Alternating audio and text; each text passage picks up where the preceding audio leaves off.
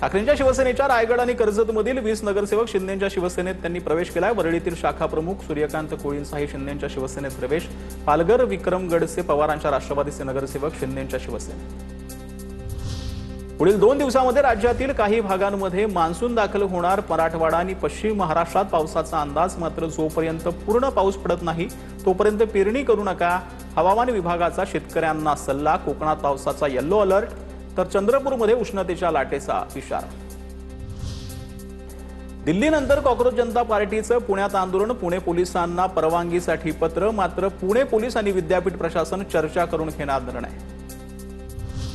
राष्ट्रवादीचे माजी महापौर दत्ता धनकवडे आणि त्यांच्या कुटुंबाचं नाव मतदार यादीतून गायब। बीएलओनी माहिती दिल्यानंतर जिल्हाधिकाऱ्यांकडे तक्रार। एसआयआर प्रक्रियेमध्ये नाव हटवल्याचा दत्ता धनकवडे यांचा आरोप। अशोक खरात प्रकरणामध्ये महाराष्ट्र सायबरची मोठी कारवाई। व्हायरल व्हिडिओ प्रकरणामध्ये 74 टेलिग्राम ग्रुपवर कारवाई। 406 आक्षेपार्ह पोस्ट, व्हिडिओ आणि फोटो हटवले। अश्लील व्हिडिओ अवघ्या 20 रुपयांना विकले जात असल्याचा आरोप। याचा प्रसार जो आहे तो यूएईसह 21 राज्य आणि केंद्रशासित प्रदेशापर्यंत झाल्याचं उघड। बीकेसीतील भारत डायमंड बोर्स कंपनीचे 3,60,00,000चे हिरे घेऊन खाजगी लॉजिस्टिक कंपनीचा डिलिव्हरी बॉय फरार। बीकेसी पोलीस ठाण्यामध्ये आरोपी दिलीप घर गोस्वामी विरोधात गुन्हा दाखल। मुंबईतील टँकर चालक संघटनेचा संप मागे। मुख्यमंत्र्यांसोबतच्या चर्चेनंतर टँकर चालक संघटनेचा निर्णय। केंद्राच्या नव्या नियमांविरोधात टँकर चालक संपावर गेले होते। नसरापूर अत्याचार प्रकरणामध्ये फॉरेन्सिक सायन्स लॅबोरेटरीच्या 2 तज्ज्ञांची साक्ष नोंदवण्यात आली। सीसीटीव्ही कॅमेऱ्यामध्ये कैद झालेले आरोपी भीमराव कांबळे स्वतः हे तज्ज्ञांनी न्यायालयासमोर सिद्ध केलं। वाशिम जिल्ह्यामध्ये प्रधानमंत्री किसान सन्मान निधी योजना अंतर्गत जो आहे तो लाभ घेणाऱ्या शेतकऱ्यांसाठी वार्षिक ई-केवायसी जी आहे ती प्रक्रिया अनिवार्य आहे। योजनेचा पुढील हप्ता मिळवण्यासाठी 30 जून 2026 पूर्वी ई-केवायसी पूर्ण करणं आवश्यक आहे। आता वयात महत्त्वाच्या टॉप 9 बातम्या। महाराष्ट्र सरकारकडून आयएएस अधिकाऱ्यांच्या बदल्या। माधवी खोडे सावरेंची अल्पसंख्याक विकास विभागात सचिवपदी बदली। सुनील महिंद्राकर यांची अतिरिक्त मुद्रांक नियंत्रक विभागात बदली। अनिता मेश्राम यांची नागपूर मनरेगामध्ये बदली। आदित्य जिवानींची जळगाव महापालिकेच्या आयुक्तपदी बदली।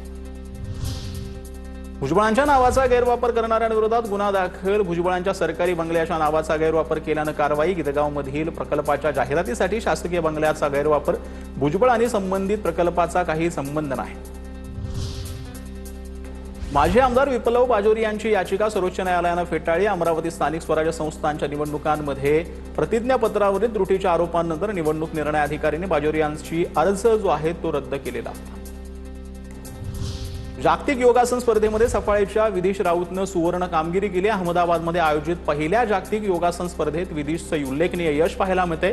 लेग बॅलन्स आणि सांघिक योग या प्रकारामध्ये 2 सुवर्ण पदकाची त्यानं कमाई केली। सांगलीला जात असताना सातारा जिल्ह्यामध्ये अभिनेत्री पूजा सावंतच्या गाडीला अपघात झालाय। 3 गाड्या एकमेकांवर आदळलेल्या आहेत। पूजा सावंत सोबत अभिनेता ऋषी मनोहर आणि चित्रपटाचे प्रसिद्धी प्रमुख जे आहेत दर्शन मुसळेंचा प्रवास होता। कोणालाही गंभीर दुखापत नाही। लंडनमधील विंडसर येथून मराठी भाविकांची पहिली ग्लोबल वारी पंढरपूरकडे रवाना झाली आहे। London, Netherland, Belgium, France, Luxembourg, त्यासोबत जर्मनी, पोलंड, चेक रिपब्लिक, हंगेरी, तुर्की आणि जॉर्जिया अशा 12 देशांचा प्रवास करत ही दिंडी 25 जुलै रोजी पंढरपुरात दाखल होणार आहे।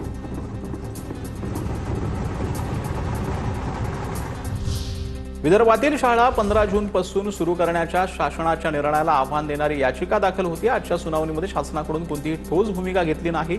या प्रकरणामध्ये आता शासनाकडून 15 जून रोजी ज्या आहेत त्या महाराष्ट्रातल्या विविध भागातील शाळा सुरू होतील, परंतु इतर शाळा ज्या आहेत विदर्भातल्या त्या 22 जूनपासून सुरू होणार आहेत। मुंबई विद्यापीठाच्या LLM 2026च्या सीईटीचे हॉल तिकीट उपलब्ध। परीक्षा शुक्रवार 12 जून रोजी दुपारी 2 ते 3 आणि संध्याकाळी 5 ते 6 या 2 सत्रांमध्ये ऑनलाईन घेतली जाणार। परीक्षेचे हॉल तिकीट विद्यार्थी विद्यापीठाच्या संकेतस्थळावरून डाउनलोड करू शकतात। नातवंड सांभाळ करत नसल्यानं एका वृद्ध आजीला जामीन परत करत लातूर जिल्हा प्रशासनाकडून न्याय। कारसा येथील हौसाबाई लहाटे यांनी नातवंडाच्या नावावर केलेली जमीन मालमत्ता परत मिळावी असा दावा केला।